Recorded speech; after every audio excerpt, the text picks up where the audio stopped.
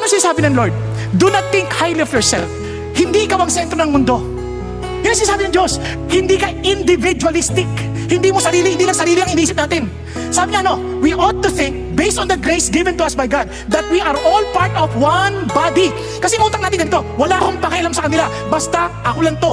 Wala akong pakialam sa sabihin, wala akong pakialam sa katawan ni Kristo, wala akong pakialam. No! Now that you have given your body to Jesus, that body belongs to the body of Christ. You are not of your own. We are not of our own. We belong to Jesus. So whenever we make decision, hindi lang sariling naisip natin. Kaya sabi ni Paul, yung bang pagkain na yan, mabuti, masama. Ang tanong, yan ba'y makakastambol sa iba o hindi? Yan ang tanong.